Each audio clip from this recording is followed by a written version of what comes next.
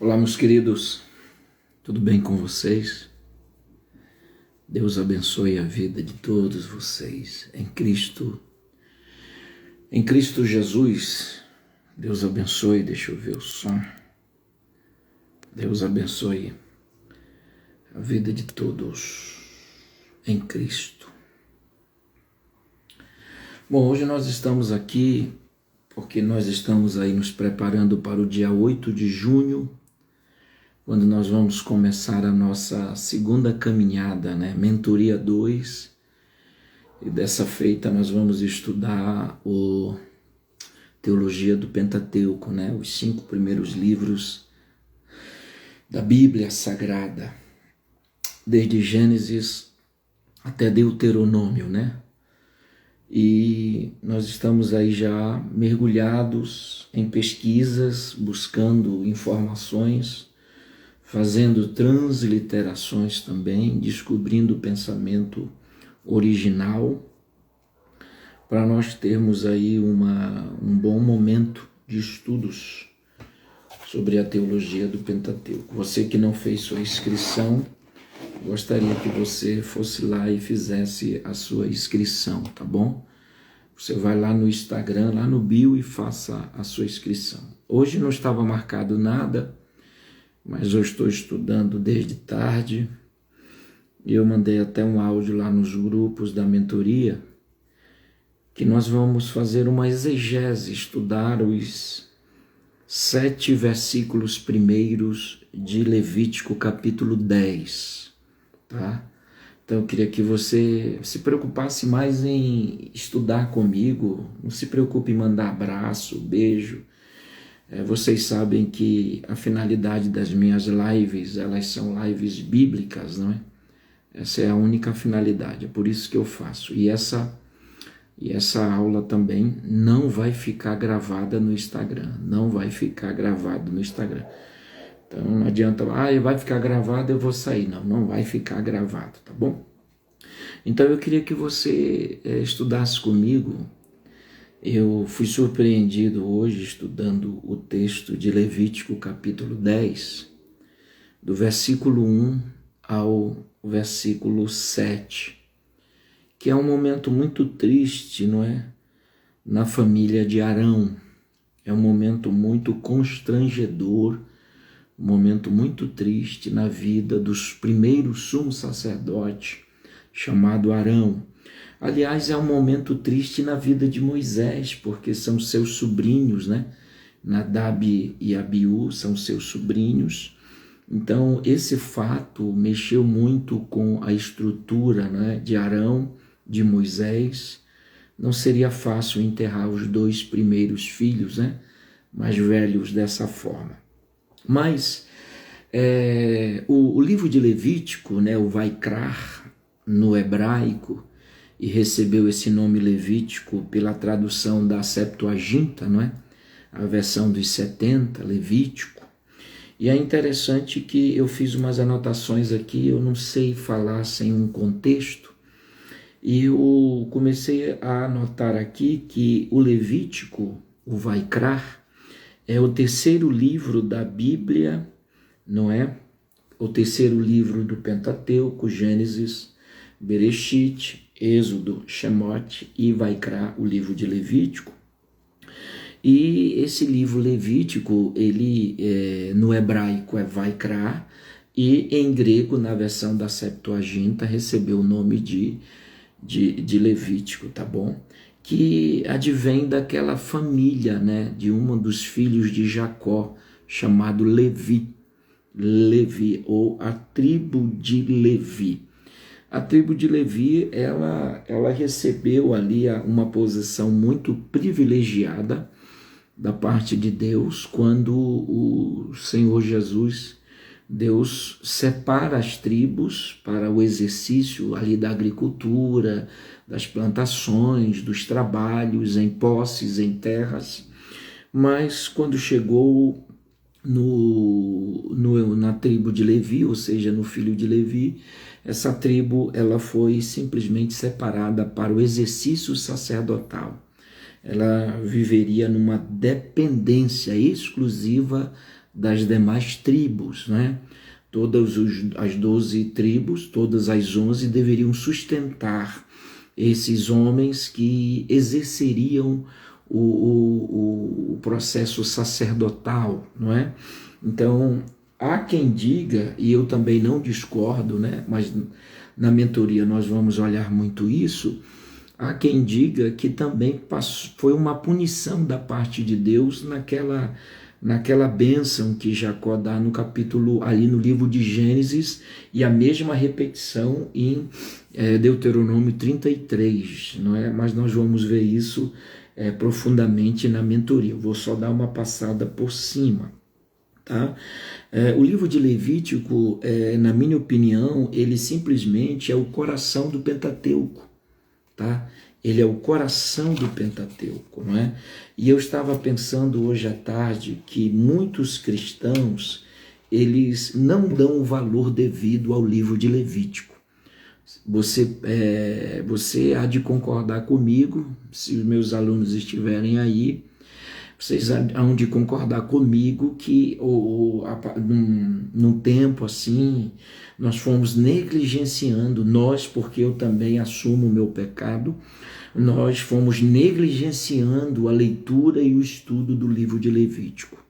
Não venha me dizer que você, quando lê o Levítico, uma vez um aluno disse para mim que ler o Levítico é tão semelhante quanto ler Mateus capítulo 1, ali a genealogia que Mateus começa, né, o seu evangelho. E eu concordo, eu não estou aqui para mostrar uma coisa que eu não sou. Realmente, para muitos especialistas, o livro de Levítico é enfadonho, é repetitivo, não é? O livro de Levítico traz histórias cansativas de leis, de proibições, de coisas limpas, de coisas não limpas, de coisas justas, de coisas injustas. Então, realmente, a leitura sobre esse livro do Levítico, ao longo do tempo, foi sendo menosprezada e deixado. O pessoal não dava o devido valor à história. Não é que nós não criamos na inspiração, não é isto. É que sempre procurávamos outros textos que podiam nos ajudar e facilitar melhor uma leitura ou uma visão teológica, não é? Mas nós, os cristãos, eu digo nós, ou alguns cristãos, né? Alguns 6 aí eu estou no meio, nós sempre viemos negligenciando a leitura devido ao conjunto, né? Por exemplo, na mentoria nós vamos falar muito isso. Eu fiz um esboço aqui, por exemplo, quando você pega os 27 capítulos que formam o livro de Levítico, daí você já entende que de todos os livros do Pentateuco, ele é o menor, né? Ele é o menor, que ele é constituído apenas de 27 capítulos. Então, se pegando de Gênesis a Deuteronômio, Levítico é o menor, né? 27 capítulos. E quando se estuda os 27 capítulos e quando se percebe a teologia, né, do livro de Levítico, nós vamos perceber que esse livro é dividido em 2 partes, basicamente. Os 27 capítulos, melhor dizendo, você pode dividi-los em 2 partes. A primeira parte é a parte cultual, é a parte do culto, e a segunda parte é a parte legal, é a parte das leis. Então, para você inocular o livro de Levítico no seu coração, é só você dividi-lo em 2 partes. Parte cultual, a parte do culto, e a parte legal, a parte das leis, tá bom? E é muito interessante. Uma outra coisa que eu estava pesquisando sobre o livro de Levítico é que por cerca de 37 vezes nesse livro aparece a expressão "e o Senhor falou a Moisés". Olha, só aqui dá uma ideia muito interessante. Talvez você, voltando para as partes, talvez você me pergunte, não existe nenhuma parte narrativa em Levítico? Existe, não é? Existe. Mesmo o livro sendo dividido entre culto e leis, você vai perceber que em dado momento nós vamos ter o gênero narrativo no livro de Levítico. E o gênero narrativo vai aparecer ali em Levítico 8, 9, 10. O 10 nós vamos olhar, Levítico capítulo 24. Então tem algumas porções de um outro gênero, que é o gênero narrativo. Mas o livro em si, ele é desenvolvido dentro do culto e de leis legais, tá bom? E por 37 vezes aparece a expressão, aproximadamente, aparece a expressão, e o Senhor falou a Moisés. Então vejam, nós não estamos, e nós não vamos estudar um livro muito simples na mentoria. O livro de Levítico é o livro que Deus, ele vai revelando coisas. Desde o capítulo 1, quando Deus diz assim, chamou Moisés e disse, comece a oferecer sacrifícios assim, ou seja, a parte de Deus dando orientações, instruções, é muito profunda nesse livro. Então, só aí a gente começa a entender a grandiosidade do livro de Levítico. Só aí a gente percebe como será importante nós estudá-lo. Por quê? Porque em nenhum outro livro aparece tantas expressões dizendo, e o Senhor falou, e o Senhor falou. Então, no livro de Levítico, nós temos Deus falando por aproximadamente 37 vezes nos 27 capítulos que formam esse livro, não é?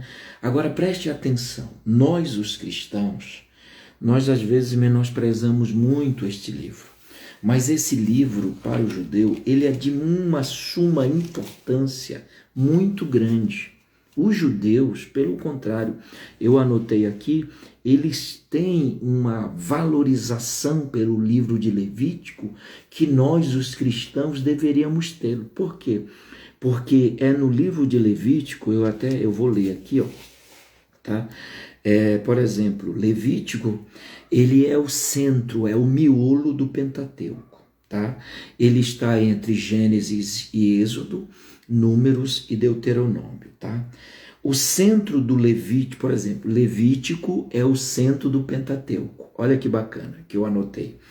E no centro do Levítico, tá? É o capítulo 16, que fala do capítulo da expiação, que nós vamos estudar na mentoria, o dia da expiação. Então, anote uma coisa interessante aí, é a aula, tá? Anote uma coisa interessante. Levítico é o miolo, é o centro do Pentateuco. Está ali entre Gênesis, Êxodo, Números e Deuteronômio. Agora, o capítulo 16 é o centro do livro de Levítico, não é? Que é o famoso Yom Kippur, também conhecido como Dia do Perdão, que os judeus têm uma enorme valorização nesse dia, nesse contato do Dia do Perdão, que é o dia da expiação. Então, enquanto nós, os cristãos, às vezes a gente vem menosprezando, deixando esse livro de lado, os judeus, eles valorizam tanto esse livro, principalmente o capítulo 16, o Yom Kippur, o Dia do Perdão. Recapitulando para a gente fazer a exegese de Levítico 10. O livro de Levítico é o livro espiritual do Pentateuco. Olha aqui para minha mão aqui, Nós temos 2 livros, Gênesis e Êxodo, e Deuteronômio, Números e Deuteronômio. Mas nenhum desses livros recebe por 37 vezes a expressão "e Deus falou". Na mentoria, nós vamos explicar melhor que a função do livro de Levítico é aproximar Deus do homem e o homem a Deus. Essa é a função desse livro. Então, quando nós, e faremos isso na mentoria, nós vamos perceber a importância, porque é o livro que une a criação com o encerramento da bênção de todas as coisas e a preparação do povo para entrar na terra prometida. Então é o livro espiritual, é o livro sacerdotal. Não se assustem o que eu vou falar aqui, mas para os biblicistas, os doutores em Pentateuco, eles afirmam, e eu li vários, que esse livro ele surge no período de aproximadamente 3 meses. Todos os acontecimentos, todos os escritos, toda a forma padronizada que nós temos, surgiu entre 2 e 3 meses. Então, quando Moisés escreve esse livro, e eu acredito na autoria mosaica, lembrando que na mentoria eu vou dar todas as vertentes, desde a era ali patrística dos pais da igreja, não aceitando, na Idade Média, no século XVIII, que muita gente questionando. É só na mentoria que nós vamos bater muito cabeça em relação a tudo isso, tá bom? É apenas aí uns detalhezinhos, mas eu sei que vocês gostam de exegese, né? Então vamos lá, vamos ler aqui? Vamos ler? Leia aí comigo aí, abra sua Bíblia, aprenda a usar a live para estudar, aprenda isso aí. Eu estou fazendo porque eu tenho muito desejo de dividir o que Deus tem me dado. Essa é a minha função aqui. Levítico capítulo 10, vamos ler os 7 versículos, vamos ler? Nadab e Abiú, filhos de Arão, tomaram cada um seu incensário, puseram fogo dentro deles, e sobre o fogo colocaram incenso. E trouxeram fogo estranho diante da face do Senhor, algo que não lhes era permitido. Existem chaves, expressões, algo que não lhes era permitido. Então saiu fogo diante do Senhor e os consumiu, e morreram diante do Senhor. Moisés disse a Arão: isto é o que o Senhor disse: mostrarei a minha santidade naquele que se aproximar de mim, e serei glorificado diante de todo o povo. Porém Arão se calou. Meu Deus, perdeu 2 filhos, se calou. Então Moisés chamou Misael e Eusefá, filhos de Uziel, tio de Arão, e disse-lhes: venham e tirem os seus parentes diante do santuário, e leve-nos para fora do arraial. Chegaram-se, pois, e os levaram nas suas túnicas para fora do arraial, como Moisés tinha dito. Moisés disse a Arão e aos seus 2 filhos, Eleazar e Itamar, os mais novos: não deixe os cabelos sem pentear, nem rasguem as suas roupas, para que vocês não morram e não venham grande ira sobre toda a congregação. Mas os seus irmãos, toda a casa de Israel, poderão lamentar o fogo que o Senhor causou. Não se afastem da porta da tenda do encontro, para que vocês não morram, porque sobre vocês estará o óleo da unção do Senhor. E fizeram conforme a palavra de Moisés. Rapidinho uma exegese para não cansá-los. Vejam bem, esses 7 versículos que formam essa narrativa interessantíssima, nós temos aqui o fracasso de 2 sacerdotes, um momento muito estranho na vida de Nadab e Abiú, na vida de Arão. Foram os seus primos que foram retirar os corpos. Então é uma situação muito triste. Então eu começo mostrando um detalhe. Se você voltar ao capítulo 8 de Levítico e o capítulo 9, é um momento muito importante da nação de Israel, porque Deus diz a Moisés que Arão e os seus filhos, Nadab e Abiú, eles seriam consagrados para o exercício sacerdotal. O capítulo 9, Arão, ele vai oferecer sacrifícios por si e pelo povo, porque ele era o sumo sacerdote, o primeiro sumo sacerdote da história. Então percebam que entre o capítulo 8 e o capítulo 9, eu anotei: Israel está vivendo um momento muito extraordinário. Agora a nação de Israel tem um sistema religioso implantado. Agora a nação de Israel teria um sumo sacerdote que uma vez por ano, no dia da expiação, Yom Kippur, entraria no Santo dos Santos e ofereceria ali o auge do culto, não é? Estabelecido pelo próprio Deus. Então agora Deus estabelece um sistema religioso sacerdotal, escolhendo Arão e os seus 2 primeiros filhos, Nadab e Abiú. Então é um momento de festa, porque no capítulo 9 Arão faz sacrifícios por si e pelo povo, com todos os requisitos, eu não vou entrar nesse mérito aqui. Então eu comecei a pensar, sempre depois de dias alegres, olha, eu até me arrepio, sempre depois de dias festivos, alegres, maravilhosos, que envolveram a nação de Israel, sempre depois acontece algo desastroso. Você já parou para pensar? Eu fiquei pensando nisso. Não é só aqui, mas como eu estou lidando aqui, eu comecei a imaginar o seguinte: todas as vezes, não é, que Deus começa algo novo na vida de Israel, sempre Satanás vem destruindo e fazendo as suas artimanhas.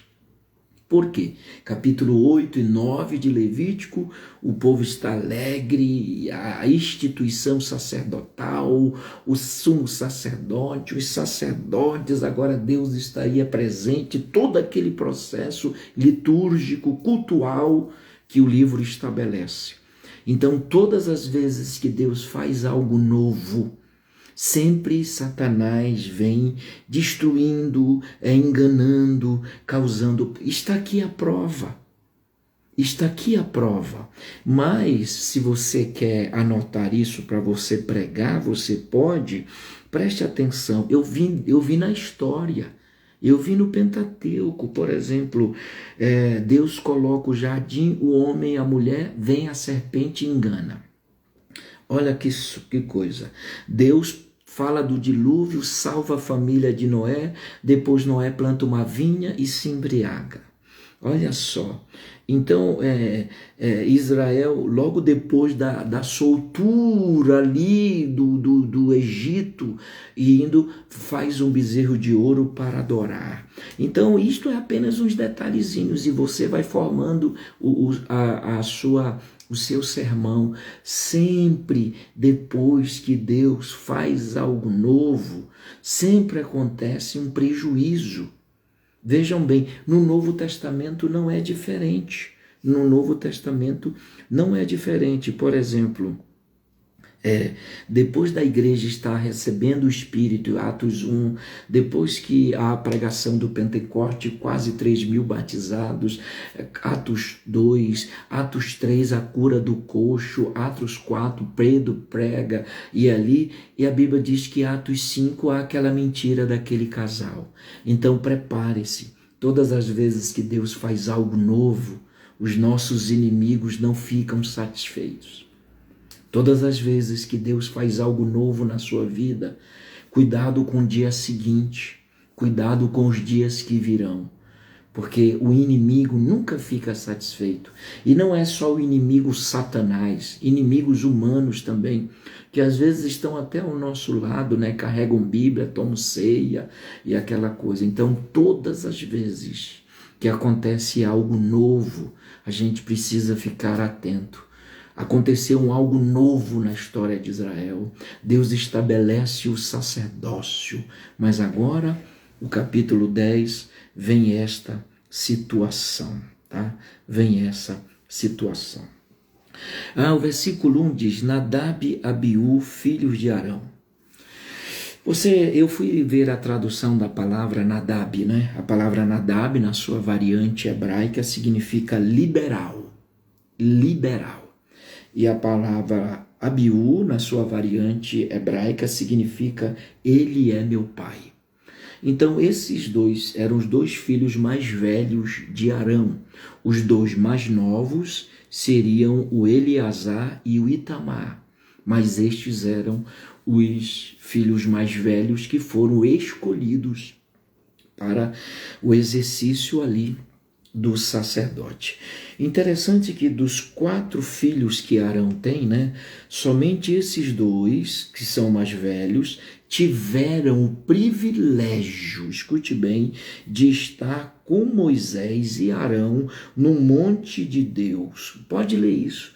Eu não tenho tempo para ler muitas coisas, mas Êxodo capítulo 24 e versículo 1, eles tiveram um privilégio que a maioria, ou 90% do povo de Israel não tivera. Tá? Em Êxodo 24, do versículo 1 e Êxodo 9, 11, eles tiveram o privilégio de estar com Moisés e Arão no monte e de ver o próprio Deus, ou seja, ter uma experiência extraordinária. Então, o Nadab e Abiú não são pessoas simplesinhas do meio do povo, são escolhidos por Deus para o exercício do sacerdócio. Agora preste atenção numa coisa. Esses 2 homens, o Nadab e o Abiú, o liberal e tal, eles têm uma vida curta no sacerdócio. Uma vida curta no sacerdócio. Eu fui buscar mais informações sobre Nadab e Abiú. Deixa eu mostrar para vocês aqui. Leia comigo Números capítulo 3. Números capítulo 3. Deixa eu ver.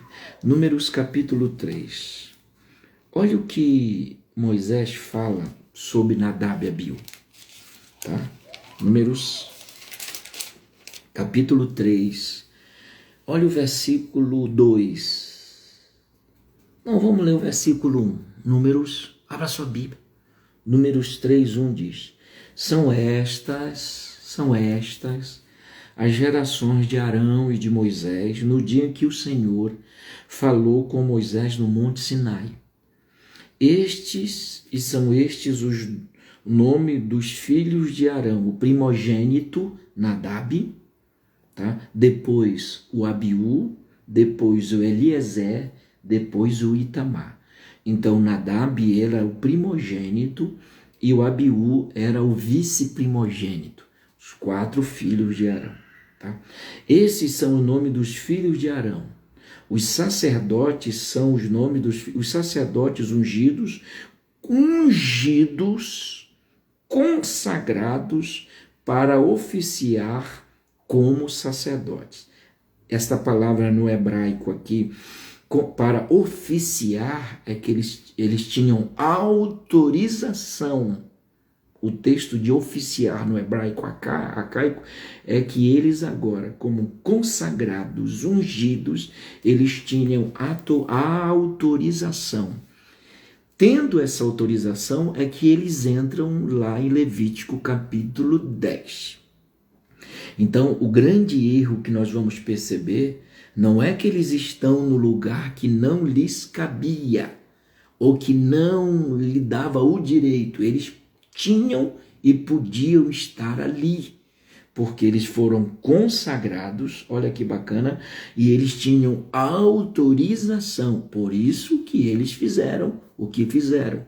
Então, eu já vi algumas, não, eles estão no lugar errado, ali não existe isso. Não faça uma exegese sem perceber os textos paralelos. Olha só, quando você diz, e quando a gente chega aqui, a gente vai perceber que eles tinham autorização, eles podiam estar ali, tá? Nós só vamos discutir na mentoria se eles estão no lugar santo ou no lugar santíssimo. Essa ideia nós vamos falar só na mentoria, não posso dar tudo aqui, só na mentoria, 2. Agora escute uma coisa, mas Nadab, o verso 4, e Abiú morreram diante do Senhor, quando ofereciam fogo estranho do Senhor, no deserto de Sinai. Eles não tiveram filhos. Assim, Eleazar e Itamar oficiaram como sacerdote na presença de Arão, seu pai. Olha que informação bacana. Eles tinham autorização, tá? Foram consagrados, ungidos, e o que me chamou a atenção hoje na leitura do texto, que eles não deixaram descendência, eles não tinham filhos, não deixaram descendência, nem Nadab e nem Abiú, nem o liberal e nem ele é meu pai. Há um outro texto em Crônicas que é repetido, tá? Crônicas capítulo 20, 1 Crônicas capítulo 24, 1 a 2, também trazem essas informações. Então nós temos a passagem de Nadab e Abiú em Levítico, mas também nós temos dois textos em livros separados, Números e 1 Crônicas, que falam sobre o exercício sacerdotal, a autorização e a não descendência, não é? Eles não deixaram descendentes, tá bom? Não tem muita coisa mais sobre isso, só na mentoria que nós vamos dar. Eu só vou passar por cima. Um outro caso interessante é que tomaram cada um o seu incensário, eles eram sacerdotes, cada um tinha que ter o seu incensário, puseram fogo dentro deles e sobre o fogo colocaram um incenso e trouxeram fogo estranho. Eles podiam estar lá, eles tinham direito de estar lá. Mas vamos analisar essa palavra fogo estranho no hebraico. Tá? Ela tem várias vertentes, lembrando que o hebraico tem 70 faces. Os alunos da mentoria estão acostumados com isso. Por exemplo, uma das faces para a palavra fogo estranho no hebraico significa sem autorização. Essa é a primeira vertente. O fogo estranho era sem autorização. Tá? Significa que eles não tinham autorização de levar o fogo estranho. O exercício do sacerdote eles tinham, mas fabricar o fogo eles não tinham. Eles levaram fogo estranho, um fogo sem autorização. Existe um grande teólogo que ele quando olha a palavra fogo estranho, que o Nadab e Abiú se apresentam, ele fala que a prática desses dois é que eles queriam fazer uma adoração particular, tá? Uma adoração particular. E não foi para isso que eles foram chamados, porque o sacerdote ele foi chamado para ouvir do povo e levar para Deus. O sacerdote não pode ter sua adoração no critério ali do santuário de forma particular. Ele não está ali apenas para ser o sacerdote e elaborar um culto, ele está ali para levar o povo a Deus. Ele está ali para levar o povo a Deus. O profeta ouve e fala, o sacerdote ouve e fala com Deus. Então percebam que esse fogo sem autorização foi um fogo, conforme alguns teólogos, um fogo profano, um fogo produzido. E é interessante dizer para vocês que esse fogo era Deus quem providenciava. Então, quando diz o texto, o hebraico diz um fogo estranho, foi um fogo providenciado por eles. Um fogo que ninguém reconheceu, nem o próprio Deus reconheceu. Então, essas coisas de criar... Ora, se o livro de... Eu estou sentindo uma graça. Se o livro de Levítico e se a função do sacerdote é levar o homem a Deus, então ele tem que conduzir o povo de acordo com aquilo que Deus havia determinado, porque o texto diz assim, algo que o Senhor não havia ordenado. Deus não ordenou que eles produzissem seu fogo particularzinho, sua adoração particularzinha, para ser melhorzinho diante de Deus. Olha que coisa interessante. E se nós pensarmos, nós vamos perceber a quantidade de fogo estranho hoje que é produzido. Então o fogo estranho foi produzido por eles, porque diz o texto aqui, cada um puseram fogo dentro deles. Puseram fogo dentro deles e sobre o fogo colocaram incenso e trouxeram esse fogo. Um fogo produzido por Deus. E aí, outra coisa, preste atenção. Estou com muita coisa aqui, mas eu vou deixar a maioria para a mentoria. Preste bem atenção.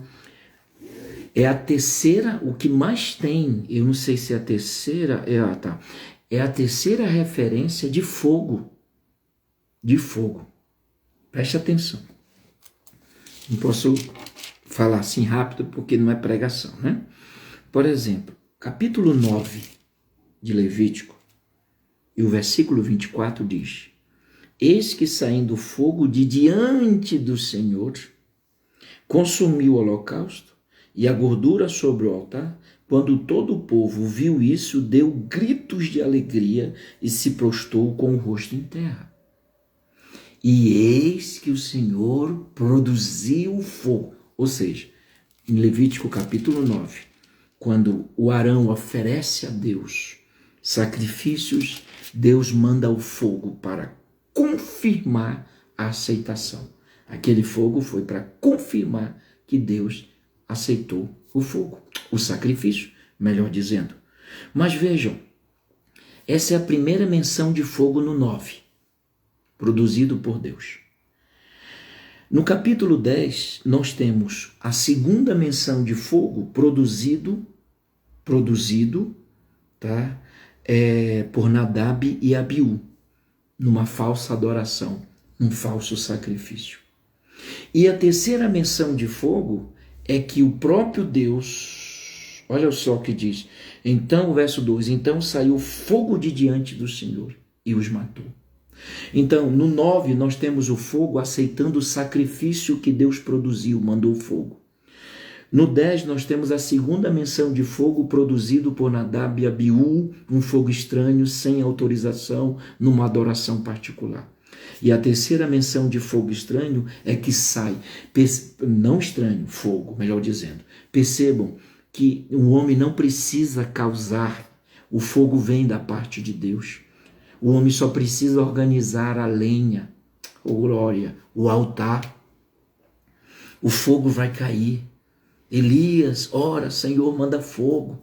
Vejam que o capítulo 9, saiu fogo do altar e consumiu o holocausto. Pronto, Deus. Agora o Nadab e Abiú querem produzir um fogo. E isso foi tão absurdo que saiu fogo do altar e os consumiu. Então nós temos o fogo da aceitação do sacrifício, nós temos o fogo da punição, ou seja, vamos recapitular, o fogo da aceitação do sacrifício, um fogo produzido por pessoas ungidas, mas sem autorização, e um fogo produzido pelo próprio Deus para os consumir. Então vejam que no capítulo 9 e no capítulo 10, a ideia de fogo tem vários sentidos. É muito interessante, tá? Tem mais coisinhas aqui, né? Eu não vou dar tudo não, porque eu tenho que deixar você com desejo de estudar lá com a gente, tá bem? Deixa uma outra coisa aqui, é essa expressão, o que não lhes ordenara. Os sacerdotes tinham algumas obrigações, mas não havia na liturgia sacerdotal eles produzirem fogo. Não havia esse critério. Então, vejam bem, eles tinham sido consagrados em 8. No 10, eles já estão mortos. Essa punição, essa forma de Deus, eu até anotei aqui, né? Deus, ele é muito bem sério nesse critério, né? Assim como foi sério na mentira de Ananias e Safira. E eu vou ler uma coisa interessante sobre essa expressão, o que não lhes ordenara, tá? Deixa eu ler aqui uma coisa interessante. O trabalho sacerdotal, ele envolve duas coisas. Primeiro, obedecer termos gerais. Segundo, preocupar-se com os detalhes. Se tu não entender essa, eu vou embora. O sacrifício sacerdotal estabelecido em 8 e 9 de Levítico compreende duas coisas, tá? compreende os termos gerais, um alcance geral, mas também nos detalhes. Nos detalhes. Não era a ideia aprendida aqui por Nadab e Abiú, não é só o fato do sacerdote obedecer os termos gerais e se ater nos detalhes também, tá? Mas acima de tudo é a obediência em fazer o que está ordenado. Leia o 8, leia o 9, você vai perceber. Então, esses homens, eles obedeceram às regras gerais e se preocuparam nos detalhes. Mas o grande erro deles foi não se ater na obediência que diz aqui, o que o Senhor, o versículo 1, o que o Senhor não lhes havia ordenado. Então, para eles, era só cumprir o que Deus havia ordenado. E escute uma coisa, Deus não fez com que, olha, se tu não entender essa, Deus não fez com que eles adivinhassem as coisas. Deus deu uma cartilha para eles. Cartilha A, B, C, tinha todas as normas. Eles criaram uma outra cartilha sacerdotal. Aí você diz, não, Deus é muito duro, Deus está sendo muito duro aqui, porque não, é que Deus não fizera com que eles adivinhassem. Deus não disse assim, não, dá um jeito de vocês aí, não. Deus disse assim, vocês vão fazer assim, assim, assim. Então, não adianta nós nos preocuparmos com o geral, não adianta nós nos preocuparmos com os detalhes, se nós não obedecermos integralmente aquilo que Deus falou, aquilo que Deus ordenou. Então percebam que o erro não está na preocupação do geral e nem nos detalhes, no total e nem nas minúcias, mas na obediência de não fazer o que não estava ordenado. Deus nunca ordenou que eles produzissem fogo. Deus nunca ordenou que eles se apresentassem daquela maneira. Então, eles queriam criar uma cartilha diferenciada e Deus touniu. Por quê? Então o detalhe foi o problema foi nos detalhes? Não, eles seguiram. Foi no total, eles seguiram. Mas o grande erro está em não obedecer aquilo que foi ordenado. Tá bom? Ou seja, eles não deveriam fazer nada mais, pegue isso aí, e nada menos. Eles não deveriam fazer nada mais em nada menos. Ou seja, Nadab e Abiú tinham se desviado do modo de adoração revelado por Deus. Se eu fosse você, eu anotava. Eles não precisavam fazer nem nada mais, nem nada menos, e há um detalhe, eles dois desviaram-se do modelo de adoração que Deus revelou para eles. Eles criaram outros modelos de adoração. Aí você vai pegando isso aí, eu sei que eu só lido com gente inteligente, imagine eles criando um outro modelo. Será que nós não estamos vivenciando hoje os modelos diferenciados das supostas adorações? Será que nós não estamos, tá chato cantar hino da harpa, não, tá chato o coral, aí as pessoas vão criando modelos, cuidado. Claro, não é? Que o verdadeiro adorador adora em espírito e em verdade. Claro, eu entendo isso, mas vamos ter cuidado com os modelos que estão chovendo nas nossas liturgias na adoração. Existem modelos tão bonitos, tão práticos, tão simples, não é? Às vezes nós estamos preocupados com nós vamos inovar. Não, Deus, ele na verdade não é o instrumento, não é a quantidade de gente, é o adorador. É o adorador. Às vezes não é o microfone, olha que coisa bacana, né? Não é o microfone, é o adorador. Não é a bela voz, é o adorador. Então, eles queriam criar um modelo diferente da adoração que Deus... Olha, gente, Deus quer esse tipo de adoração em Levítico. E eles não queriam esse tipo. Não, nós somos ungidos. Nós podemos criar. Então, o erro deles foi que eles se preocupavam com os detalhes, com o geral, o todo, se preocupavam também com as minúcias, mas esqueceram a obediência de seguir passo a passo o que Deus lhes dera do coração, tá bom? Uma outra, meu Deus, tem que terminar, ainda estou aqui. E o fogo, nós já olhamos, vamos aqui, o versículo 2. Cuidado com os modelos novos de adoração. Cuidado. O versículo 2 diz, então, depois que eles não fizeram o que Deus não havia ordenado, criaram uma nova cartilha, não, eu vou criar uma nova adoração aqui, vou produzir um fogozinho, né, e tal. Vejam, então saiu, foi instantâneo a punição de Deus. Então saiu fogo diante do Senhor e os consumiu e morreram diante do Senhor. Eu fiz um esboçozinho aqui e eu queria mostrar uma coisa aqui. Primeiro, que o juízo de Deus sobre esses homens foi tão instantâneo, tão rápido, não é? Que mal eles haviam sido consagrados ao sacerdote, ao sacerdócio. Pegaram ou não? 8, 9, 10 estão mortos. Ungidos, né? Ungidos, tinham autorização para, né? O ofício, criar uma nova, mas são sacerdotes com as roupas sacerdotais, todos os elementos.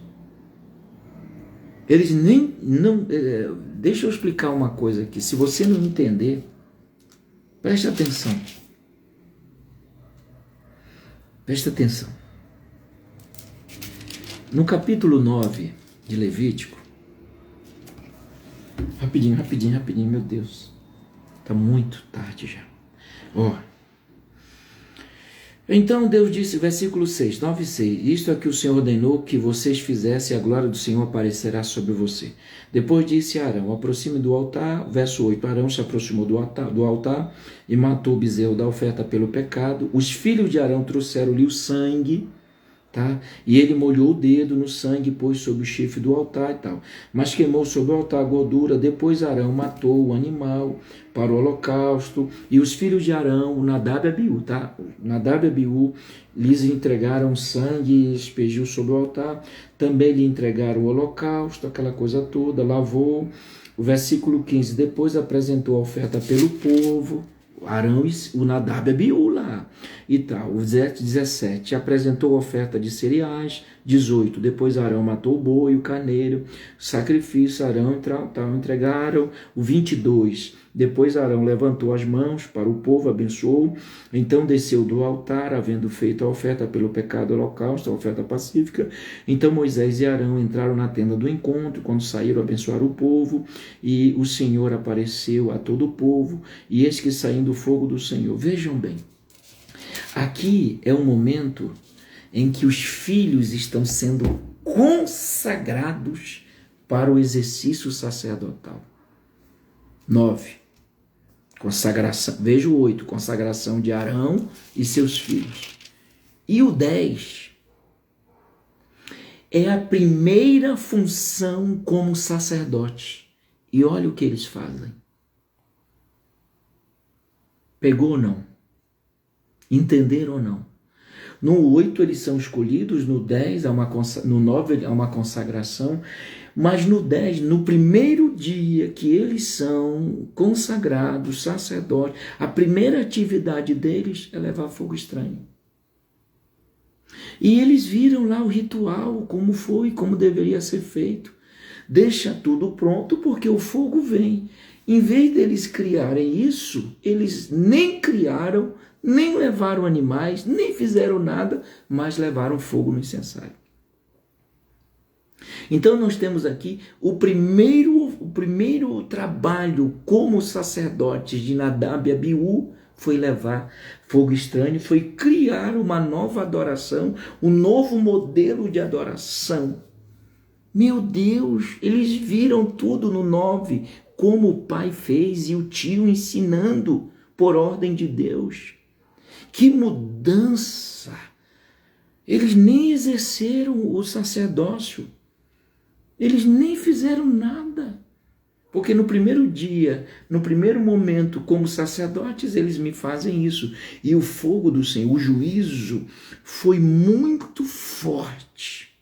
Saiu fogo e o texto diz que matou-os diante do Senhor.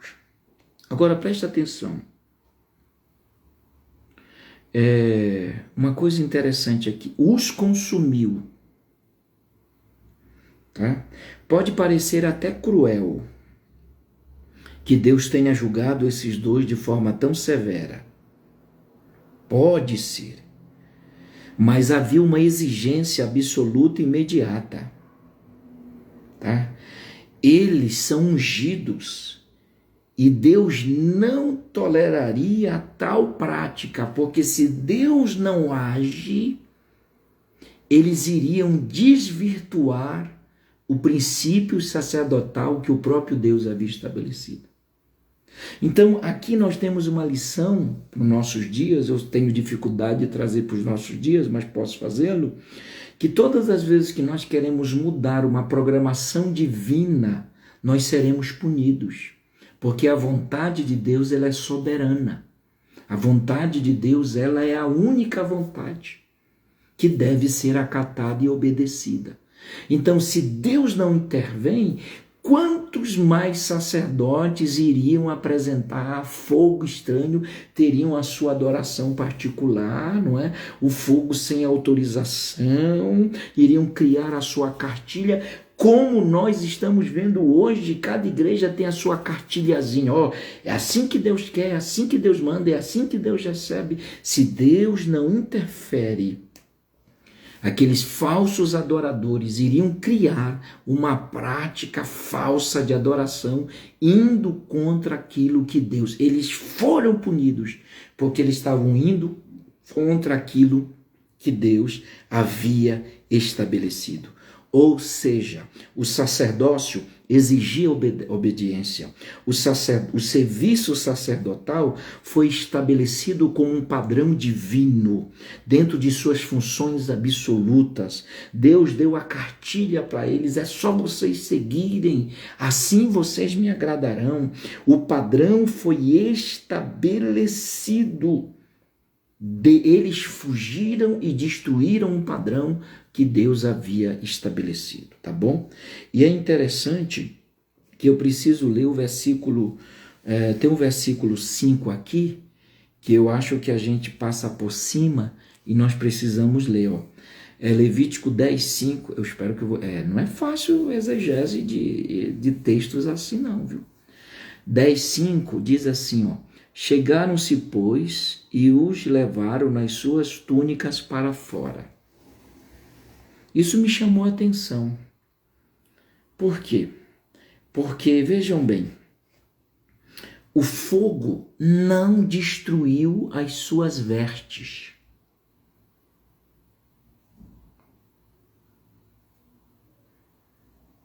Está aqui, eles pegaram pelas vestes.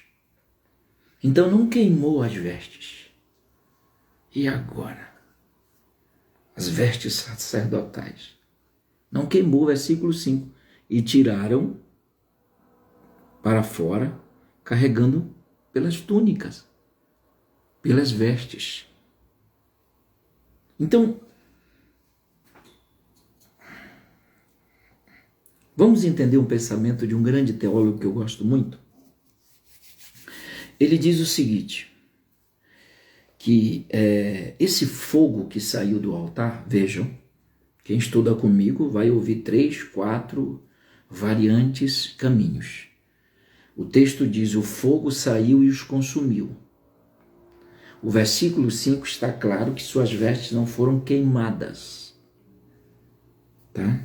Então vejam bem, Pelo fato das vestes não serem queimadas, as túnicas, nós vamos entender, conforme esse grande teólogo, ele diz o seguinte, que era como se fosse um raio que saísse do altar, tá? Um relâmpago, entendeu? E que atingiu esses dois homens. Por quê? Porque esse próprio teólogo ele fez algumas pesquisas e ele percebeu que todo aquele que recebe às vezes um relâmpago, não é? As pessoas são atingidas por um relâmpago, suas vestes não são queimadas, não são destruídas. Eu até anotei aqui o que ele disse, ó. Esse fenômeno interessante é visto muitas vezes quando pessoas são atingidas por um relâmpago. Aí, se foi ou não um relâmpago, foi um ato de Deus que deixou o seu desprazer muito claro. Então, se foi um relâmpago, ou se foi o fogo, o que significa é que a atitude deles agiu, fez com que o ato de Deus fosse instantâneo. Então, se foi um relâmpago, geralmente quando as pessoas sofrem um relâmpago, são atingidas, as suas vestes são poupadas, não é? Então, aqui nós temos um texto que o fogo mata-os, mas não queima as vestes. E eu tenho uma ideia, mas isso nós só vamos passar na mentoria. Uma outra coisa interessante é que eles morreram perante o Senhor. É um paradoxo muito grande aqui, não é? Porque significa que estar perante o Senhor não os protegeu. Pelo contrário, foi porque estavam perante o Senhor que o juízo veio.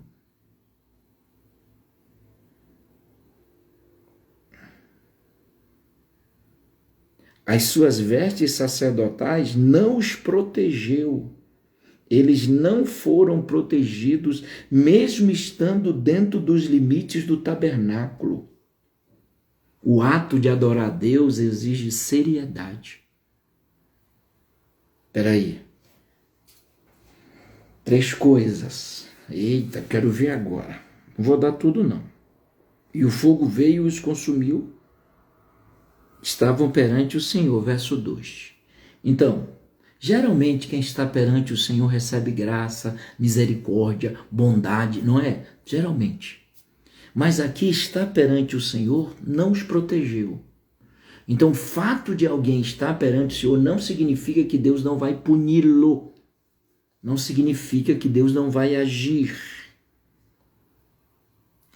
Eu estou perante o Senhor. Não. Eles estavam perante o Senhor e foram mortos diante do Senhor.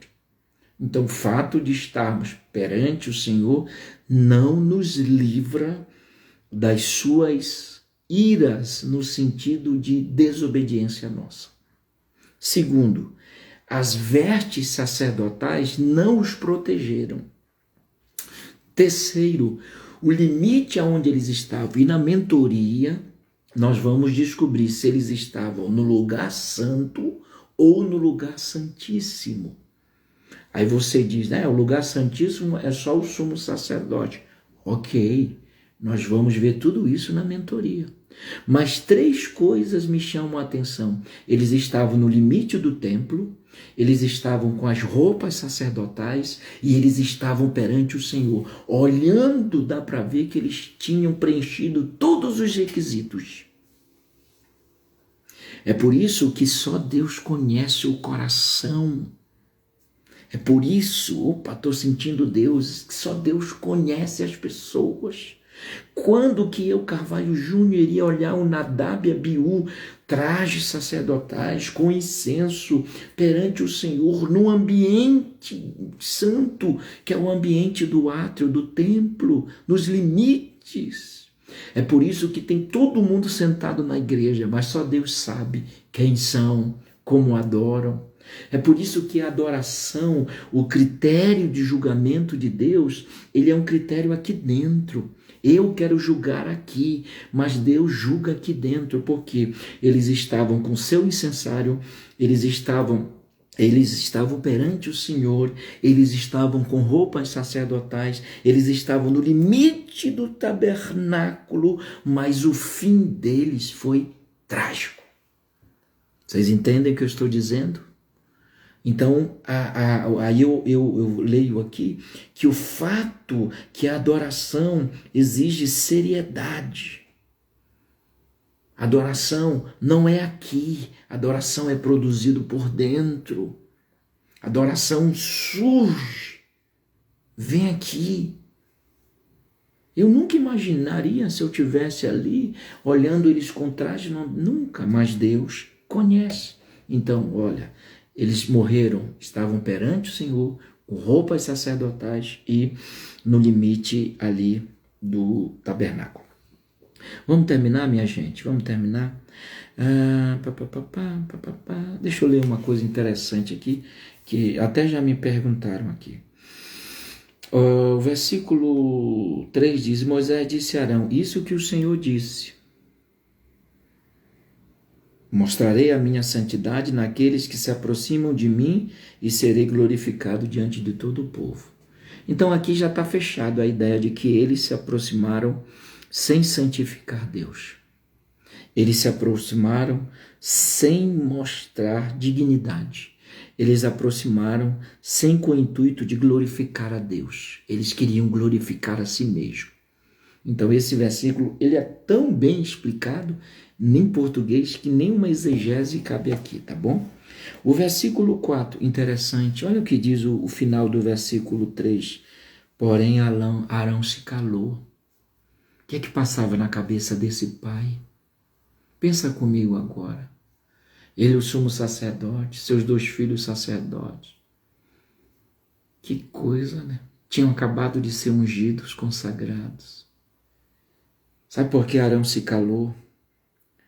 Porque Arão sabia que eles erraram. Ele se calou, Arão, porque Deus disse, foi isso que Deus me disse. Moisés disse para Arão, Arão, foi isso que Deus me disse. Que pai, que dificuldade, mesmo com os erros do filho, mas ele é pai. Mesmo os seus filhos não terão um enterro digno, Moisés nem registra o enterro desses 2 primeiros sacerdotes. Mas é pai. Então, às vezes, quando você luta por um filho difícil, a gente entende que pai é pai. Às vezes, quando todo mundo diz, o teu filho não vai dar nada, e você diz, não, a gente entende. Que por mais que o filho seja o que for, mas ele é filho. E você é pai. Né? E o Velho Testamento, a bênção sempre virá pela manifestação da verbalização da palavra do pai. Arão se cala, que dia difícil para esse sumo sacerdote. Teve um momento tão feliz e agora, quando ele viu seus filhos junto com ele, e agora? Ele se cala porque ele não pode falar. Falar o que nesse momento? Mas ele é pai. Tá? O versículo 4 diz, então Moisés chamou Misael e Eusafá, filhos de Uziel, tio de Arão. Interessante que quem foi recolher os corpos foi Misael, que significa quem é o que Deus é, quem é o que Deus é, quem é o que Deus é. Você não entendeu? E Eusafã significa meu Deus tem protegido. Não, você não entendeu. Nada na Bíblia está, minha gente. Nós vamos ver isso na mentoria. Nada na Bíblia está simplesmente por estar. Olha quem vai tirar os corpos de Nadab e Abiú. Olha quem vai tirar. Eita, tem que terminar. 1 hora já. Olha quem vai tirar. Vai tirar o Misael, que quem é o que Deus é, e Eusafá, meu Deus tem protegido. Significa que o Nadab, o liberal, e o Abiú, ele é meu pai. Moisés parece que não é de propósito, é simplesmente para nos mostrar que o Deus verdadeiro é o Deus de Misael. Quem é que Deus é? e o meu Deus tem protegido. Ou seja, se esses dois, Nadab e Abiú, tivessem entendido que Deus é diferente dos demais e que Deus tem uma proteção, eles não fariam isso, né? Eles eram primos de Moisés, foram escolhidos para retirar os corpos, não é? Sendo primos de Arão, provavelmente homens mais velhos e mais experientes, não é? Interessante que eu me lembrei que quando Nadab, Anani e Safira foram mortos, o texto diz de Atos que foram jovens que recolheram os corpos, e nos dois sacerdotes são mais velhos que recolheram os corpos. Eu cheguei aonde eu queria aqui, ó. Preste atenção. E diante do Senhor levaram para fora. Esse diante do santuário, tá? Nós precisamos entender que na mentoria nós vamos entender. Eu não vou deixar aqui, vou deixar vocês com curiosidade. Para fora do arraial, olha só, Moisés não explica o que fora feito com os cadáveres. Moisés não explica se eles foram enterrados ou se eles foram queimados. Essa é uma resposta que só a eternidade vai nos revelar. A não ser os nossos arqueólogos, os nossos professores mais sábios, né? O certo é que não foi permitido que os corpos permanecessem no acampamento do povo de Deus. Foram tirados. Não sei se queimados, enterrados, nós não sabemos, né? Mas o que nós sabemos que foi tirado para fora do arraial, tá? Preste atenção, é impossível imaginar que os corpos de dois sacerdotes mortos pudessem ser removidos para fora do arraial sem o conhecimento do povo. Isto serviria como lembrete a eles de como uma coisa séria é entrar perante o Senhor. Significa que eles não tiveram um enterro. O povo não pôde lamentar.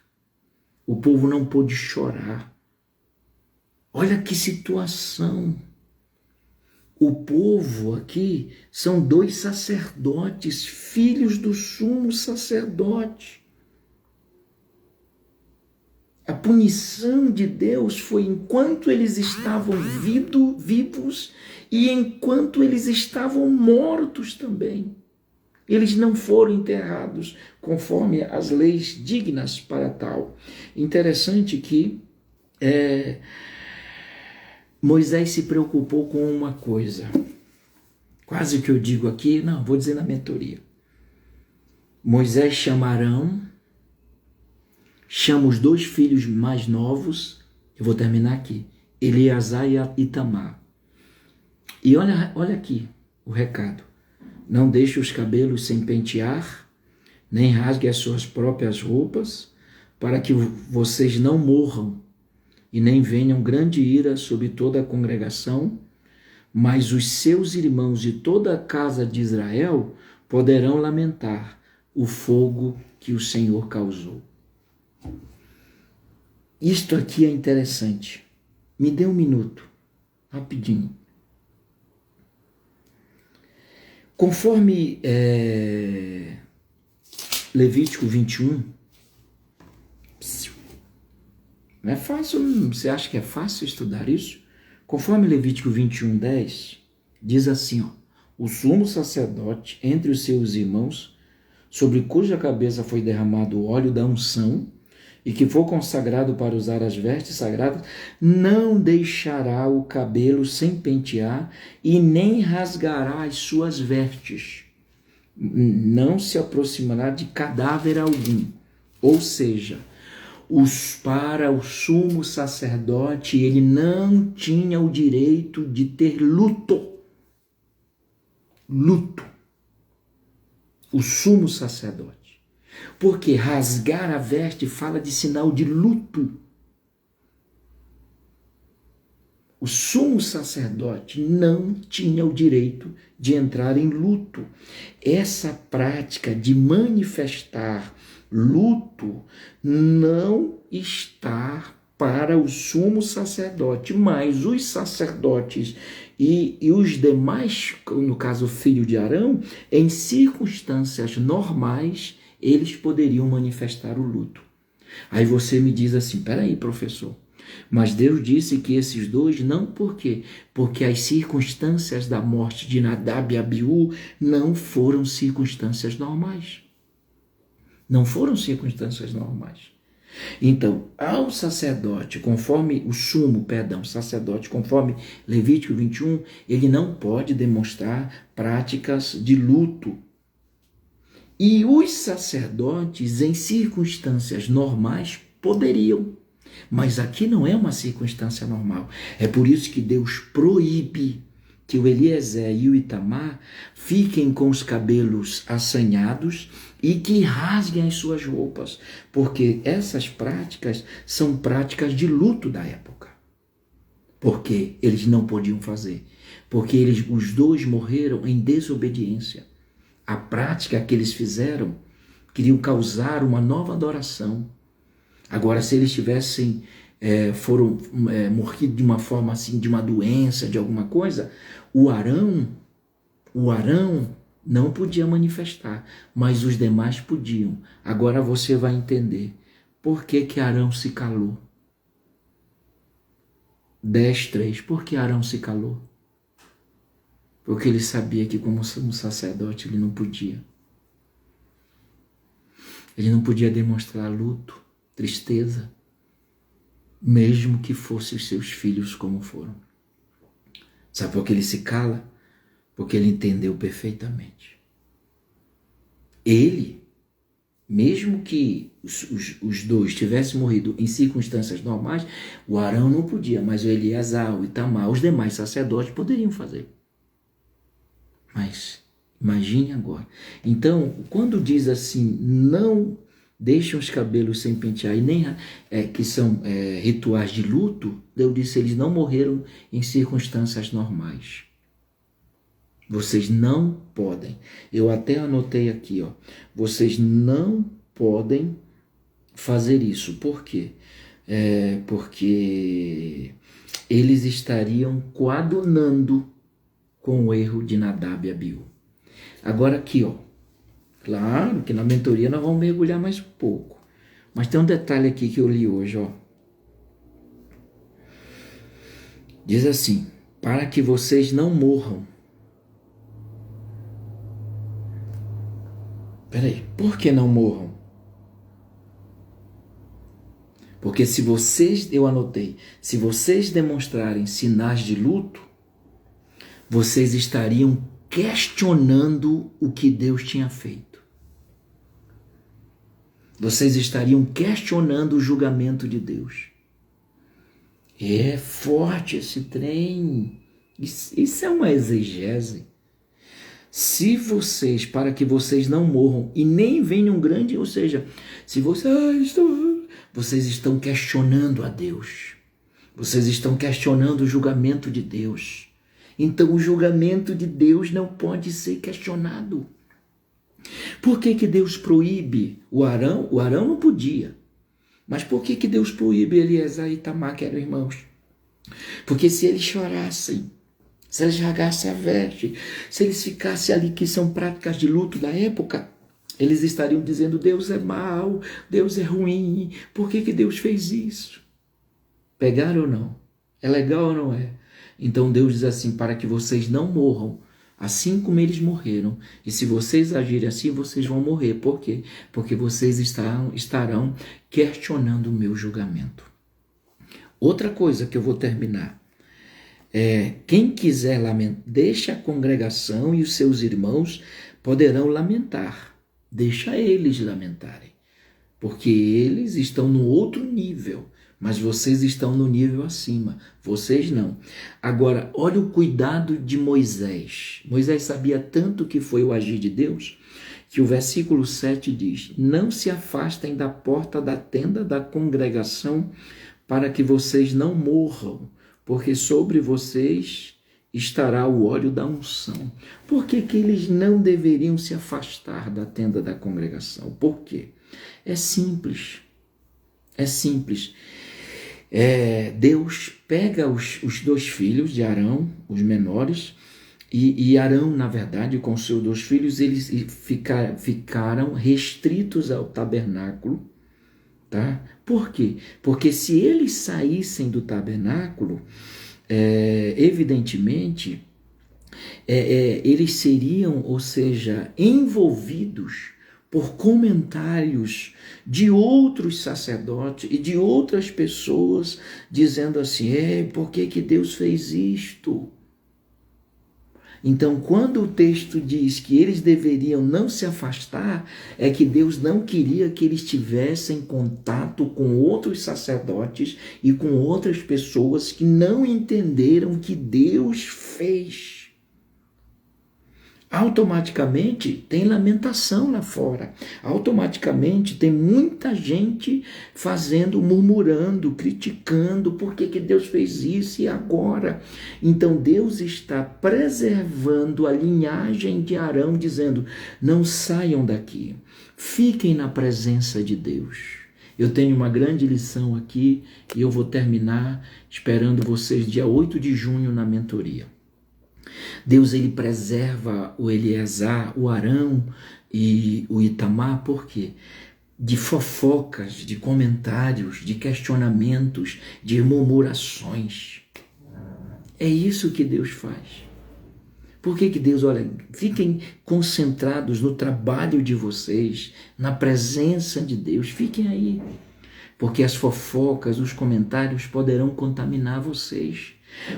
Por que que Deus fez isso? Aonde vocês colocaram o corpo? Não vai ter ali um enterro digno, ninguém vai falar nada. Aonde eles serão enterrados? Então Deus preservou a linhagem sacerdotal. Deus preservou Arão. Deus preservou o Eleazar e o Itamar. Porque se eles ficassem nas suas tendas, eles ouviriam, porque está aqui o texto diz assim, para que vocês não morram pelo comentário, sabe, pelos questionamentos. Porque Deus, ele não se justifica, Deus, ele não diz assim, eu fiz por isso, Deus faz e realiza.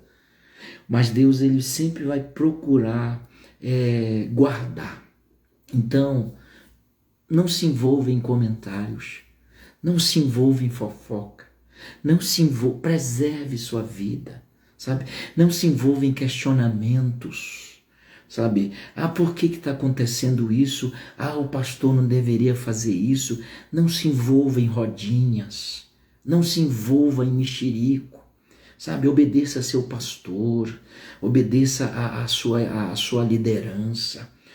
Quanto mais nós estivermos na tenda da congregação, nós estaremos protegidos. Essa é a ideia. Deus sabia que o povo estava alvoroçado. Esse povo murmura? Pelo amor de Deus.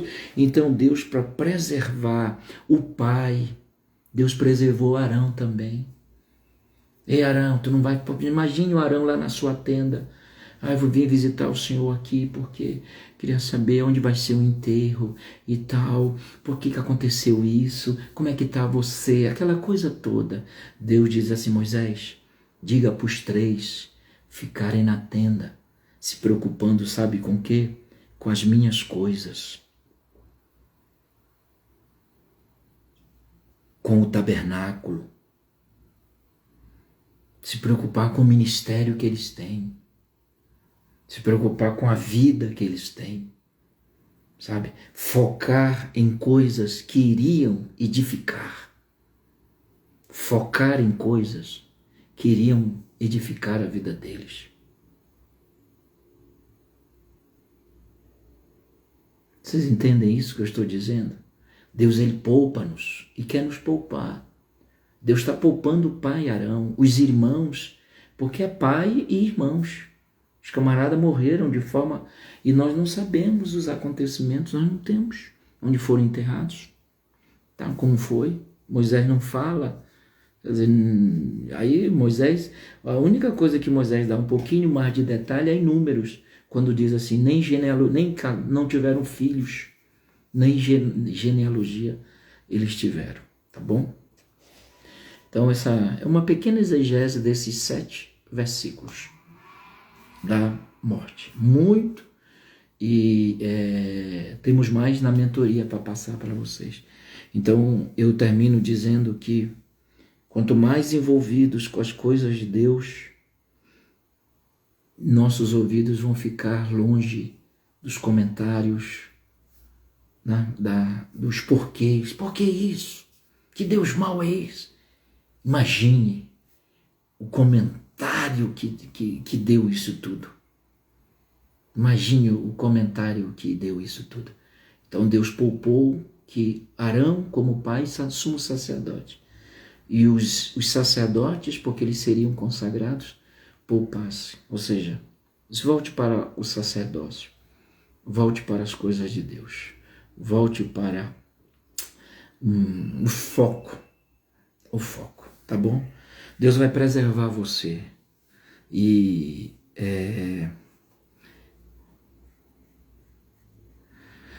os sacerdotes não podiam lamentar, principalmente o sumo sacerdote, no caso Arão, ele não podia lamentar e nem mostrar nenhum sinal de luto, mesmo sendo seus filhos, tá bom? Termino dizendo, vá lá no Instagram, lá na bio, faça a sua inscrição para nós estudarmos aí a teologia do Pentateuco, ok? Convido você, tem muitos alunos inscritos, mas ainda há vaga para você aí, para você estudar com a gente aí esse momento interessante, tá bom?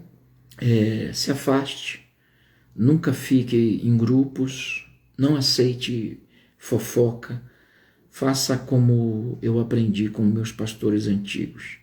Quando a pessoa começar a falar, você diz assim, dá licença, eu vou me retirar. Aí a gente... porque às vezes na rodinha da fofoca que alguém fala, se fala de mim para você, amanhã ele vai falar de você para outra pessoa. Então o que é que você tem que fazer? Se afaste. Deixe Deus preservar você. Deus vai preservar você. Não fique, principalmente não se levante contra pastor, não se levante contra seu líder, não se levante contra ninguém. Porque parece que Deus não fará justiça, mas Ele fará. Parece que Deus não vai agir, mas Ele vai agir, e muito. Tá bom? Deus abençoe a todos vocês, um grande abraço. E agora vamos esperar uma nova iluminação aí para nós fazermos mais um Instagram aqui, tá bom? Ore comigo. Senhor, nós te agradecemos pelo momento tão bom, maravilhoso de estudarmos a Tua Palavra. Que ela mexa com cada um de nós, a ponto de nós nunca produzirmos fogo estranho que não vem da Tua presença, ou que tenhamos uma cartilha totalmente diferente daquela que o Senhor organizou. Que possamos sempre ser aceitos na nossa adoração. Que a nossa adoração sempre seja de coração aberto, de alma, de mente, e que possamos ser verdadeiros. Nos ajude, Senhor, e nos preserve. Livre-nos de todo mal, de todos os grupos, de tudo daqueles irmãos que constantemente o prazer deles é falar. Que o Senhor nos ajude e nos guarde. Nós abençoamos os teus servos conforme a tua palavra manda, e que o nome de Jesus Cristo seja glorificado. Em nome de Jesus. Amém. Amém. Deus abençoe a todos vocês. Um beijo, ó. Amo a todos, tá?